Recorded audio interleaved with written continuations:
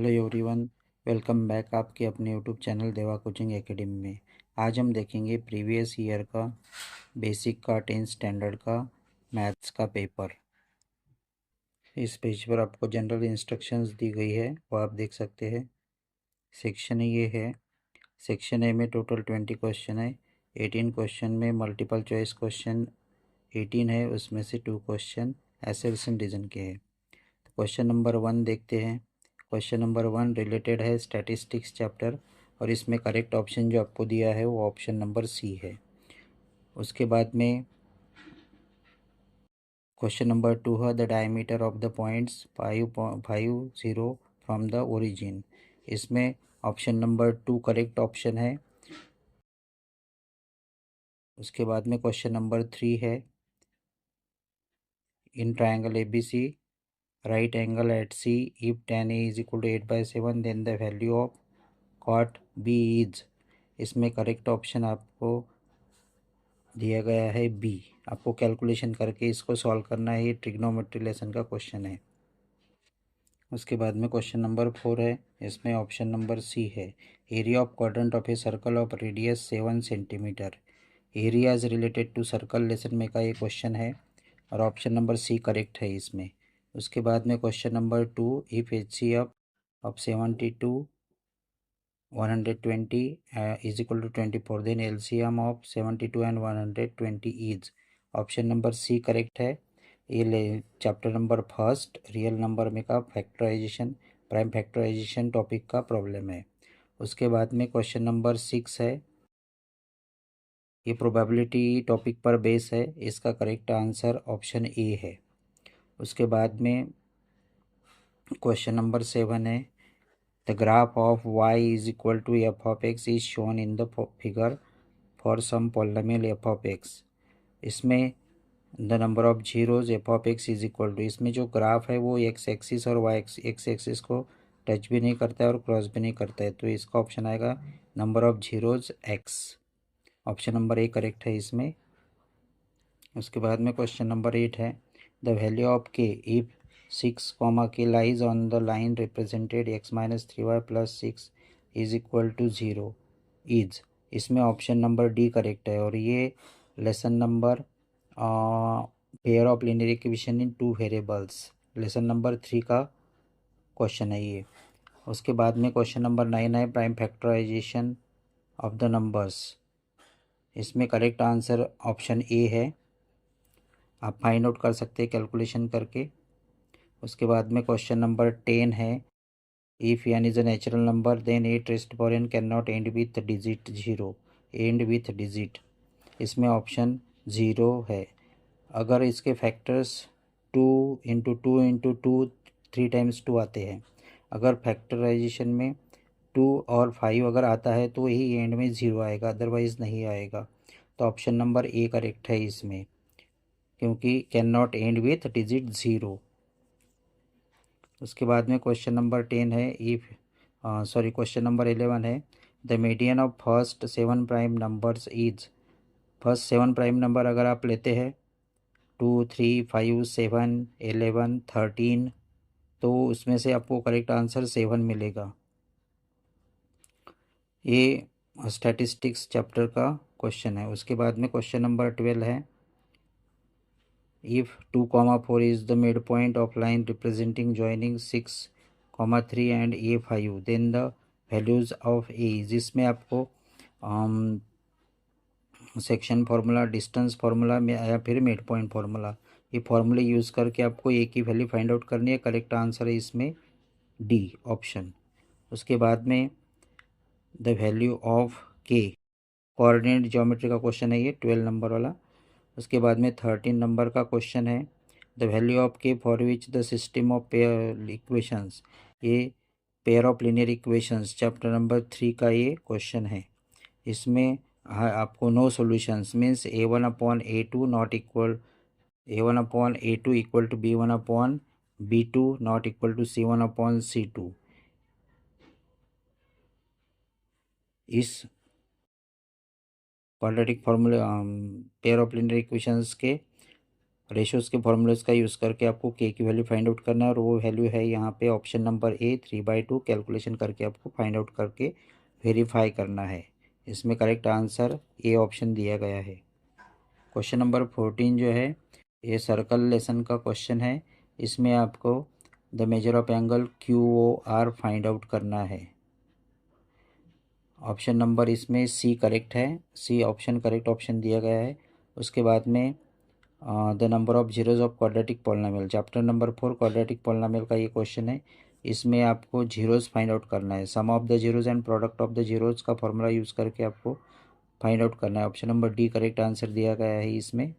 उसके बाद में क्वेश्चन नंबर 16 है, if -5x and 3 are 3 consecutive terms of an AP then the value of x is।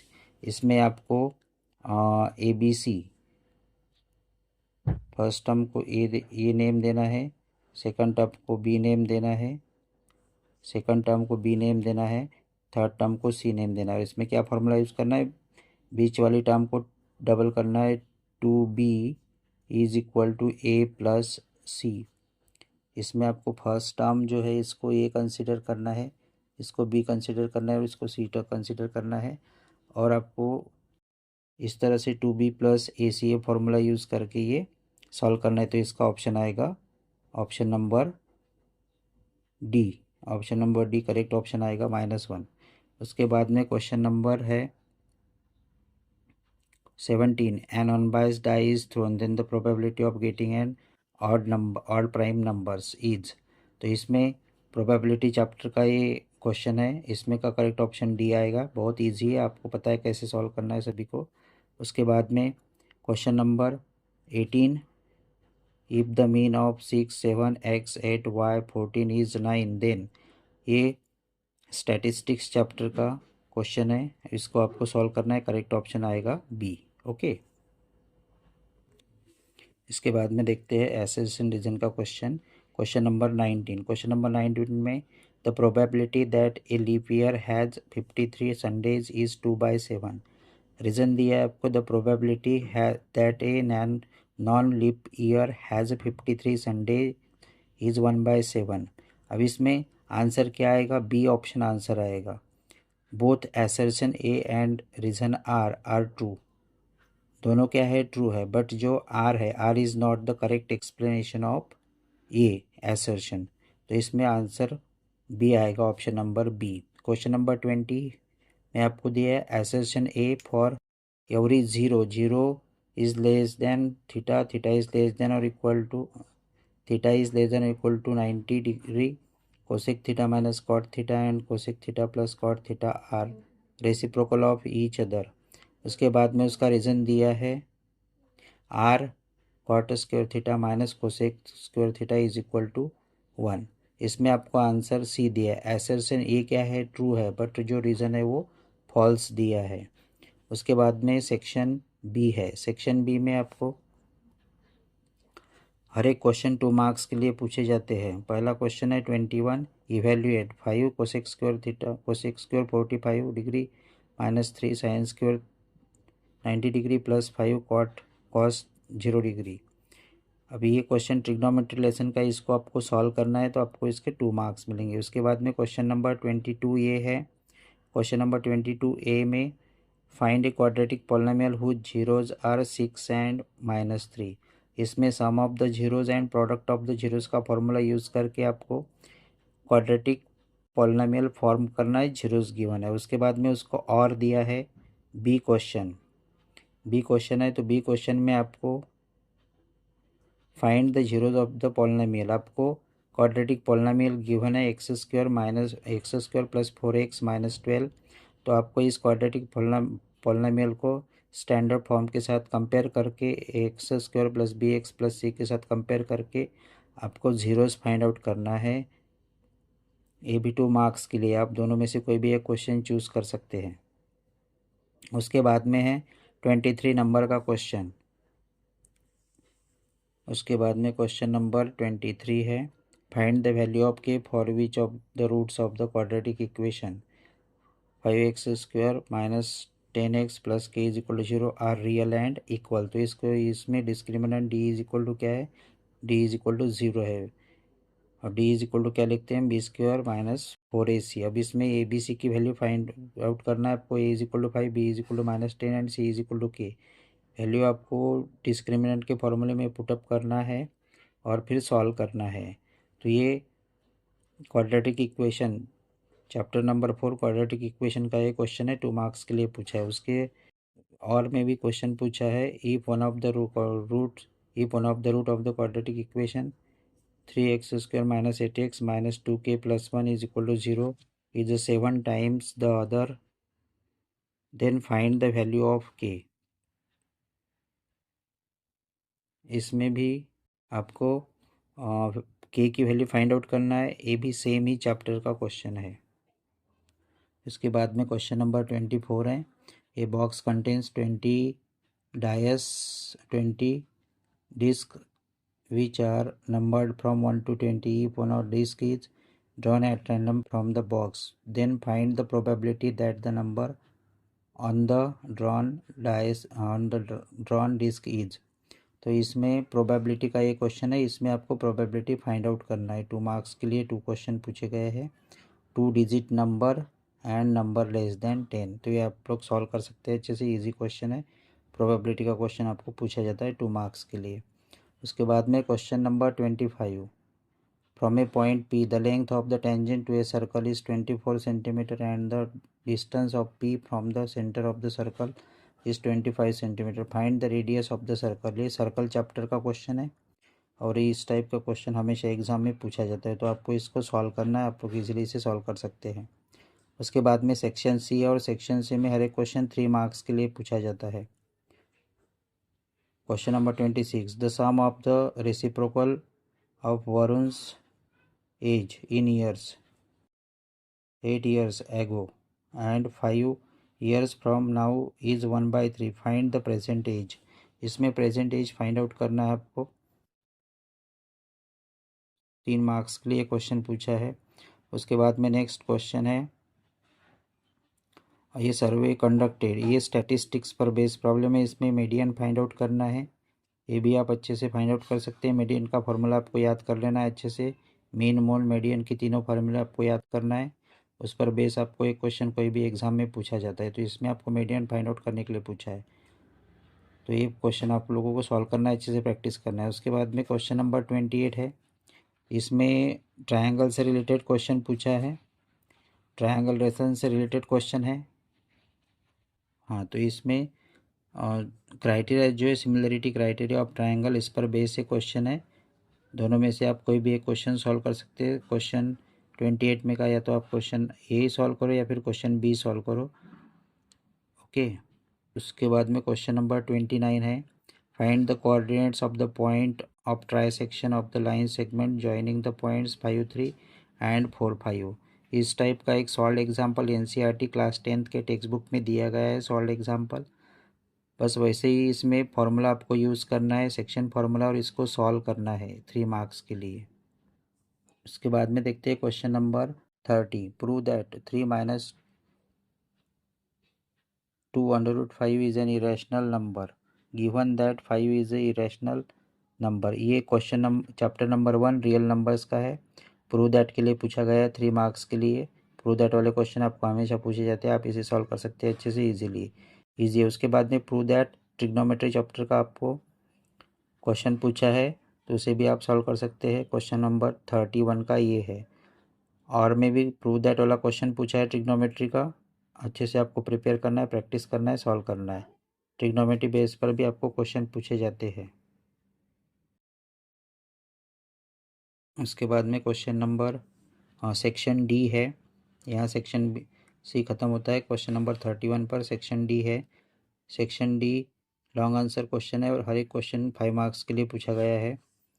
From a point on a bridge cross a river the angles of depression of an ये application base of trigonometry पर का question है। Chapter number 9 application of trigonometry.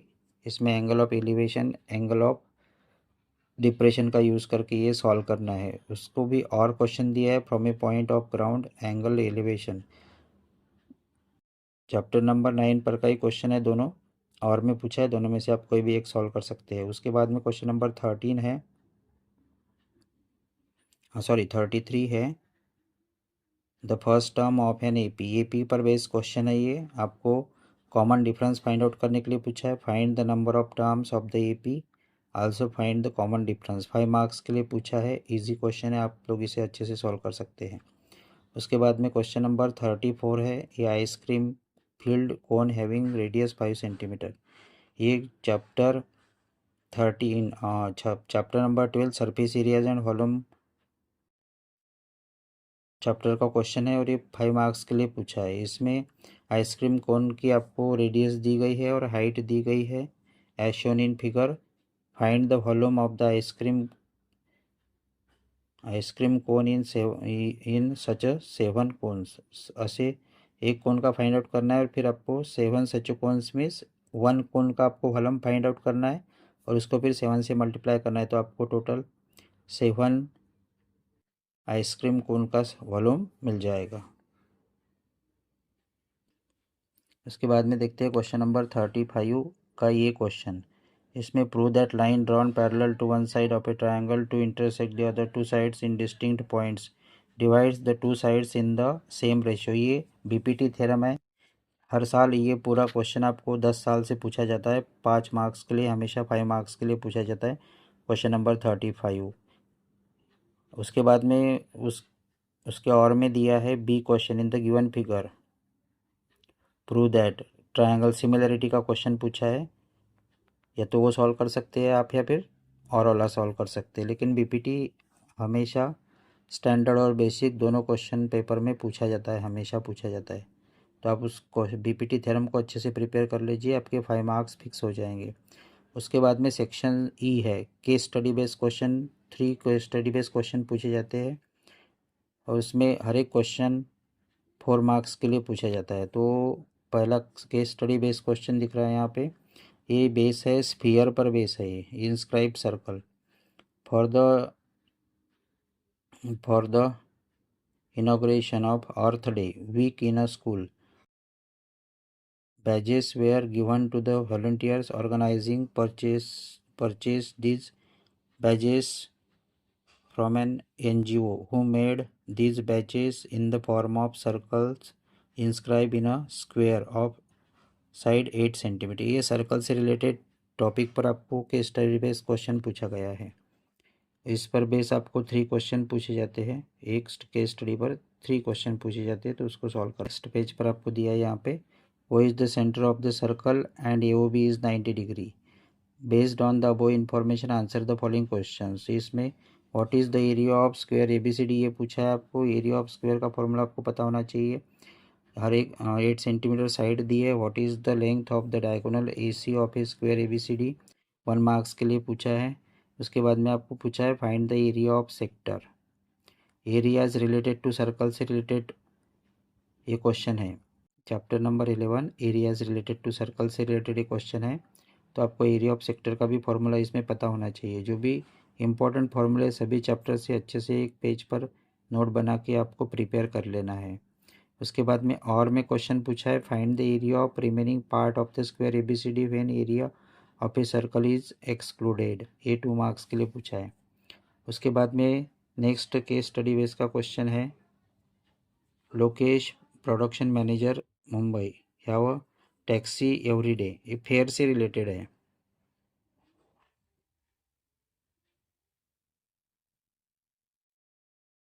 Question को जिस तरह पूछे हैं, based on the above information answer the following questions. What are the fixed charges? What are the charges per kilometer? If fixed charges is rupees 20 and charges per kilometer are 10 rupees, then how much Lokesh have to pay for traveling a distance of 10 kilometre. तो ये quadratic equation पर base word problem है, तो इसको आपको अच्छे से prepare करना है। इस टाइप का क्वेश्चन आपको NCERT के टेक्स्ट बुक में भी दिया गया है। उसके बाद में लास्ट क्वेश्चन है, 38 नंबर का क्वेश्चन है, case study based question. People of circular village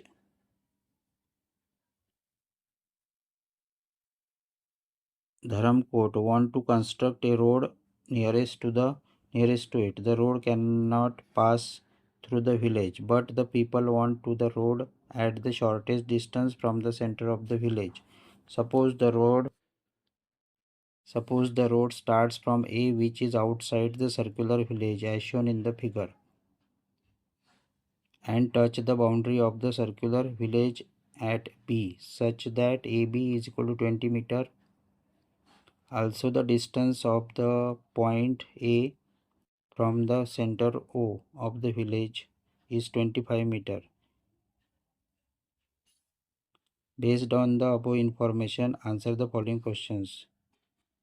ये इस पर कुछ क्वेश्चन पूछे, उसके आंसर आपको लिखने हैं. If B is the mid point of A C, then find the distance A C is equal to, आपको डिस्टेंस फाइंड आउट करना है कितना है, तो ये क्वेश्चन सॉल्व करना है आपको. दूसरा क्वेश्चन है, ये क्वेश्चन 1 मार्क्स के लिए है. दूसरा क्वेश्चन है find the shortest distance of the road from the centre of the village. तीसरा क्वेश्चन है find the circumference of the village. उसके बाद में है लास्ट, उसको और वाला क्वेश्चन है find the area of the village. तो इस तरह से यहाँ पे आपका ये क्लास 10th प्रीवियस ईयर का पेपर है, ये बेसिक का पेपर है. तो आप लोगों को अच्छे से ये प्रिपेयर करना है, फॉर्मूले प्रिपेयर कर लेना है, ठीक है. PYQ प्रीवियस ईयर का बेसिक का पेपर है ये. ओके, सो आपको वीडियो अच्छी लगी होंगी तो लाइक कीजिए, चैनल को सब्सक्राइब कीजिए अगर चैनल पे नहीं है तो, और अपने दोस्तों के साथ शेयर कीजिए. एंड ऑल द बेस्ट आपके 15 मई के मैथ्स के पेपर के लिए. All the best once again.